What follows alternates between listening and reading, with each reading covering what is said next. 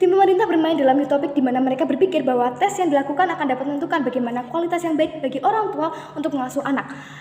Dewan juri yang terhormat, memang benar bahwa orang tua seharusnya memiliki persiapan-persiapan sebelum mereka memiliki anak, baik dalam finansial, mental, maupun pengetahuan dan edukasi mengenai bagaimana baiknya mengasuh anak. Namun, apakah dengan melaksanakan tes tersebut dapat menjadi tolak ukur yang akurat dan pas? Baik, disclaimer Dewan Juri yang terhormat, sedari tadi tim proposisi tidak memberikan mekanisme bagaimana nanti tes akan dilaksanakan. Dan yang kedua, tim proposisi tidak menjelaskan bagaimana standar pola asuh yang benar bagi orang tua. Dari teori mana mereka punya standarisasi kelayakan orang tua tersebut. Padahal nyatanya pun tidak ada standar tetap dari pemerintah tentang bagaimana ukuran orang tua layak memiliki anak. Poin sanggahan Dewan Juri yang terhormat, tim pro mengatakan bahwa dengan metode yang sama dan soal yang sama yang akan mereka terapkan dalam pelaksanaan tes akan terjadi keadilan bagi semua orang. Kami mengatakan tidak, Dewan Juri yang terhormat. Kita lihat saja faktanya bahwa saat ini banyak kecurangan yang bisa terjadi di tes asesmen yang diberikan pemerintah. Bahkan hal ini juga terjadi di kalangan anak-anak sekolah. Bagaimana jika orang tua juga melakukan kecurangan dalam tes? Apakah mereka tetap dikatakan layak untuk memiliki anak? Tentu tidak, bukan, Dewan Juri yang terhormat. Baik, 3 poin setup sebelum saya masuk ke dalam argumen saya. Yang pertama, jika kami bisa membuktikan bahwa tes ini tidak eksklusif dan mengapa di sisi kami bisa juga lebih baik. Yang kedua, kami akan menciptakan keadilan bagi kedua belah pihak, yaitu pihak orang tua dan juga anak. Dan yang ketiga, tujuan kami adalah untuk menghasilkan pola asuh orang tua anak yang berkualitas dan dapat mendidik anaknya untuk mereka mendukung perkembangan potensi anak. Baik, Dewan Juri yang terhormat, mari kita masuk bagaimana sih interest orang tua saat mereka mendidik anak. Baik, orang tua pasti akan memiliki kerinduan untuk anaknya bisa bersaing di dunia nyata. Tujuan mereka mendidik anaknya itu adalah supaya mereka bisa mendukung anak untuk mensejahterakan hidupnya di masa depan, supaya anak bisa memiliki kehidupan yang layak di masa depan. Baik, Dewan Juri yang terhormat, dan anak pun juga memiliki kebebasan dalam mereka berekspresi. Bagaimana mereka dapat mendapatkan fasilitas-fasilitas yang sesuai dengan kebutuhan mereka.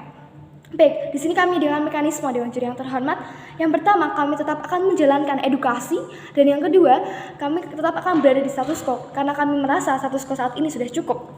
Dengan begitu, Dewan Juri yang terhormat, kami juga tidak akan menutup telinga bahwa memang benar penting bagi para orang tua untuk selalu mendapatkan edukasi dan sosialisasi yang harus terus konsisten dan terus berjalan. Dalam status quo saat ini pun sudah banyak edukasi dan sosialisasi yang sudah dilaksanakan dan diberikan oleh pemerintah.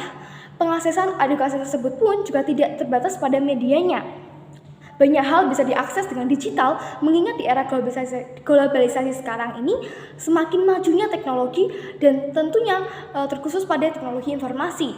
Dengan banyak hal kita bisa mengakses edukasi dan sosialisasi tentang cara pola asuh anak yang benar dan baik.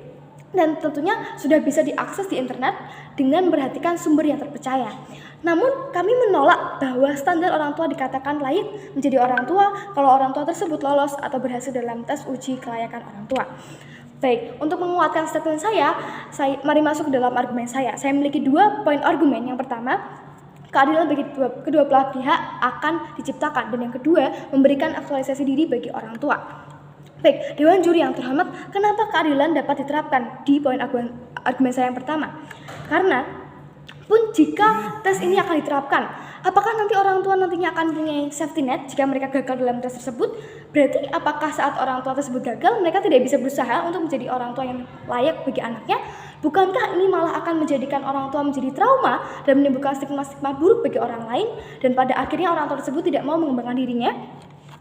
Dan bagaimana kalau nanti tes tersebut harus dilaksanakan di dalam suatu wilayah dengan soal yang sama dan metode yang sama?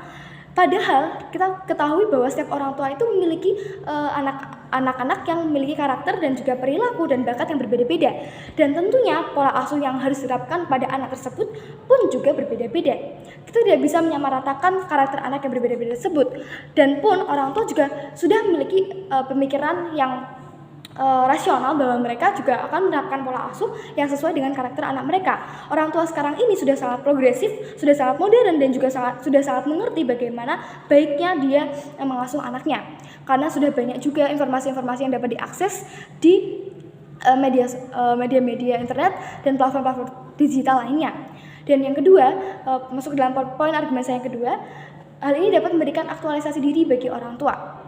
Baik Dewan Juri yang terhormat, dengan adanya tes ini kami menyatakan tidak akan tercipta aktualisasi diri bagi orang tua, karena pasti orang tua akan merasa dan dapat menjadi berpengaruh pada stigma-stigma buruk tentang orang tua terhadap dirinya, bahwa mereka tidak layak, bahwa mereka tidak layak memiliki anak dan lain sebagainya.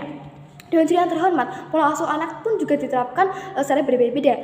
Tidak semua anak harus diasuh dengan zona nyaman mereka. Contohnya saja, jika seorang anak terbiasa diasuh di dalam zona nyaman saja, apakah nanti anak tersebut akan bisa bersaing di dunia nyata? Pasti tentunya tidak, Dewan Juri yang terhormat. Pasti mereka akan seperti contohnya, mereka akan berpikiran seperti hidup di dunia Disney Princess, yang dimana setiap hari mereka akan mendapatkan hal yang mereka inginkan, mereka akan mendapatkan damai sejahtera, atau mereka akan mendapatkan sesuatu hal yang dapat dicapai dengan mudah. Tentunya ini sangat bertentangan dengan keadaan yang seharusnya terjadi di kehidupan nyata, Dewan Juri yang terhormat.